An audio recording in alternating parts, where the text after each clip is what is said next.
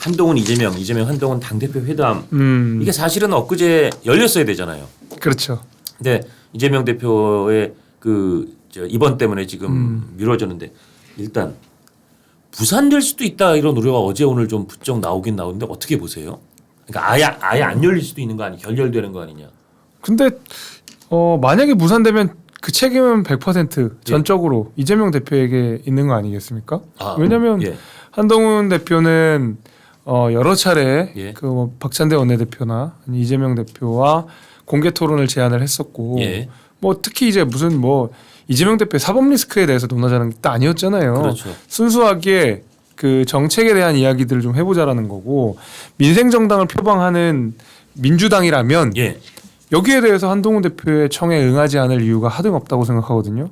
근데 어쨌든 이재명 대표께서 이 코로나 확진을 받으면서 차일피일 미뤄진 건 있습니다만은 이제는 코로나도 오늘인가 내일인가 태어난다고 들었는데 태어난다고 하시고요. 그럼 이제는 이유가 없어 보이거든요.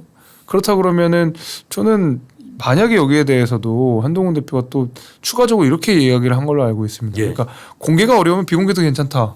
그러니까 그 생중계나 공개가 전제 조건은 아니다. 그러니까 정말 회동이 메인이고 정책 현안이 주된 토론의 내용이라면 만약에 이게 무산되면 저는 100% 민주당 이재명 대표의 책임이라고 생각합니다. 무산되면 이재명 대표 책임이다. 그러니까 그런 책임감 때문에라도 이재명 대표 측에서도 응할 것이다.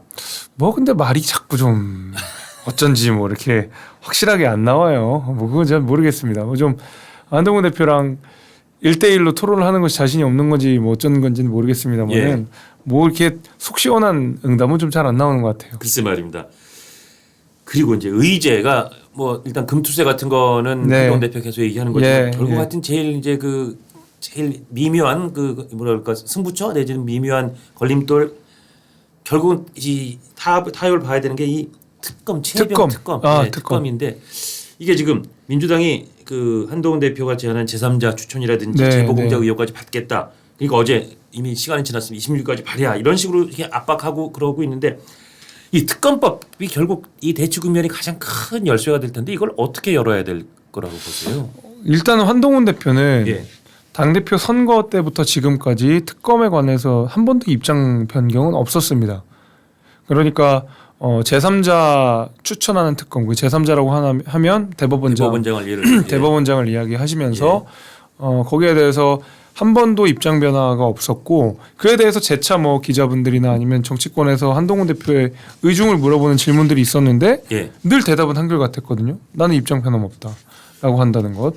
그러면은 민주당과 국민의힘 사이의 접점이라고 하면 제3자 특검 추천 이 아니면은 저는 한동훈 대표도 동의할 수 있는 내용, 그다음에 민주당 내에서도 일부 동의할 수 있는 내용, 이 지점으로 아마 총의가 모아지지 않을까 그렇게 생각합니다. 네. 한동훈 대표가 국민의힘 당내 설득이 좀 어느 정도 진척이 됐나요? 그 부분을 갖고 사람들이 조금 약간 의문부를 달던데요. 당내의 어떤 컨센서스, 그러니까 총의를 좀 모아가는 과정인 것 같긴 합니다. 그러니까 공식적인 토론이나 이런 것들은 제가 알기로는 없는데 적어도 의원들 사이에서 일부 이런 것들이 필요하지 않겠느냐라는 이야기들을 한 걸로 제가 알고 있고 제가 아는 수준입니다. 제가 직접 확인한 바는 아니지만 그러나 이제 모든 그 현역 의원 108명이 한동훈 대표의 뜻은 알고 있을 거거든요. 다만 이 하는 게 맞느냐에 대해서 의원 개별로 생각이 좀 다를 거고 제가 만약에 한동훈 대표가 여기에 대해서 적극적인 스텝을 안 밟고 있는 거라고 한다면 그 외부적으로 그게 공개되지 않는 이유가 있다고 한다면 저는 민주당과 다르게 한동훈 대표는 이 제3자 최상병 특검을 통과시키는 데 목적이 있기 때문이라고 저는 생각합니다. 왜냐하면 민주당의 특검은 통과시키는 데 목적이 있지 않거든요. 예를 들면 21대 국회에 냈었던 법안이 있었습니다. 거기에 대해서 우리 당의 이양수 의원이 이건 좀 무리가 있으니까 수정안을 좀 해보면 좋겠느냐 단번에 무시하고 본회의로 회부를 해버렸거든요. 그리고 나서 이분들은 국민의힘이 동의를 하라더니 아무런 동의할 생각이 없구나라는 걸 21대 확인을 한 거고 22대 때 여기에 대해서 어느 정도 조율이 되고 국민적인 관심이 높은 사안이라면 저 역시도 거기에 대해서 찬성을 하는 입장이었고 해야 된다고 봐는 입장이지만 22대 때 나왔던 법안을 제가 하나하나 다 살펴봤는데 정말 위헌성이 강한 법안입니다.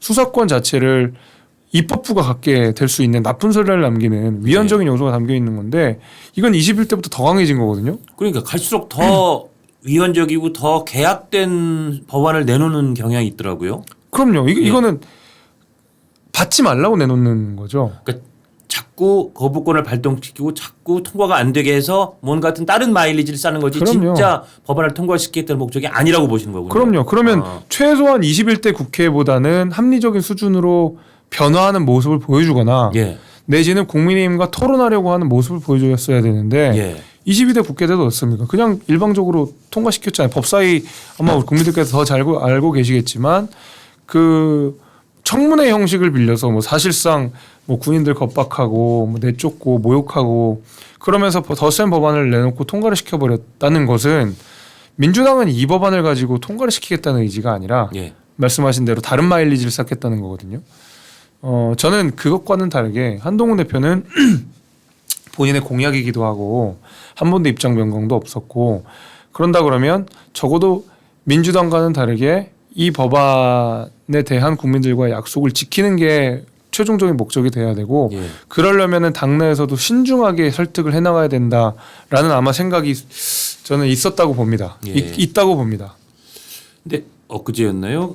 한동훈 대표가 공수처의 수사 결과를 좀 두고 보자라는 의견이 꼭 뭐 틀린 건 아니다. 제가 워딩이 정확치는 않습니다만, 그러니까 사실은 국민의힘 당내에 상당히 많은 의원들은 아니 공수처 수사 결과는 좀 보고하면 되지 왜 그것까지 못 기다리냐 약간 그런 의견들이 있고 한동훈 대표도 그 의견이 꼭 틀린 건 아니다 뭐 이런 취지의 워딩을 하신 거가 기억이 나는데 뭔가 그러니까 제가 받는 느낌은 이게 본인이 원래 공약한 거를 말씀에 표현은 아직 안 바꿨지만 당내의 그 주류 분위기가 조금 다른 것 때문에 약간 그 사이에서 이제 고민의 지점이 있지 않나 그런 생각이 들긴 들던데요. 당연히 고민은 있을 겁니다. 예. 왜냐하면 말씀하신 대로 여전히 당내 많은 의원들은 최상병 특검이 옳지 않다고 생각하시는 분들이 있을 거고 한동훈 대표가 지금 원내에 계신 분이 아니기 때문에 또 원외죠. 당연히 그 원내의 설득을 구해야 되는 거거든요. 예. 그렇다 그러면은 이 원내 입장도 어느 정도 존중을 하면서 가야 될 거라고 예. 보고 아마 그런 고려가 좀 있었던 것 같은데 저는 뭐 그럼에도 불구하고 공수처 수사 내용이 한동훈 대표에게는 결정적인 요인은 아니라고 보는 것이 예. 한동훈 대표가 후보 시절에 했던 이야기는 그 제3자 특검을 하겠다라고만 이야기하지 않고 예. 공수처 수사 결과와 무관하게 특검은 해야 된다고 말씀을 하셨기 때문에 예. 공수처 수사 결과를 당연히 신중하게 지켜보겠지만 그게 결정적인 요소가 돼서 특검을 안 하거나 이러진 않을 거라고 저는 보고 있습니다. 알겠습니다.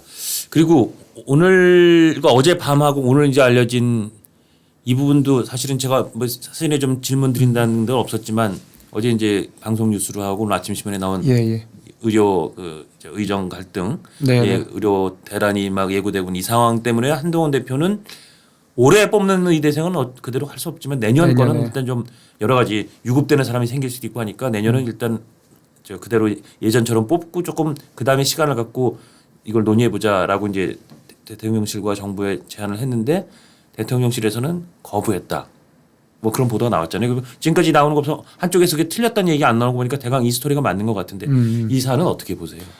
그러면 사실 이제 저는 오히려 이 사안에 대해서는 대통령실이 책임을 좀 느껴야 된다고 보는 거고 출구도 마련을 해야 되는 거고 만약에 한동훈 대표의 제안에 대해서 대통령실이 거부를 할 거면 새로운 대안을 내놔야 되는 거거든요. 근데 지금 뭐 저도 병원을 가고 뭐 이렇게 하고 있지만 국민들 불안이 너무 높아진 상황이에요. 그 의정 갈등은 단 한치도 지금 해결될 기미를 안 보이는 상황이면 이번에 추석 앞두고 추석 땐 진짜 응급실에 뭐 사람들 몰리고서 그때 잘못하면 큰일 날 수도 있다는 걱정을 많이 하더라고요. 그러면요. 그러면 또 이제 어르신들, 그러면 아이들, 특히 뭔가 당장 의학의 도움을 받아야 되는 그런 취약성의 노인분들은 굉장히 걱정이 심한 거거든요. 뭐 저기도 아기가 있지만 걱정돼요. 아프면 병 어떻게 가야 되나. 그러면 지금 의료 체계 자체가 붕괴할 수 있다는 우려.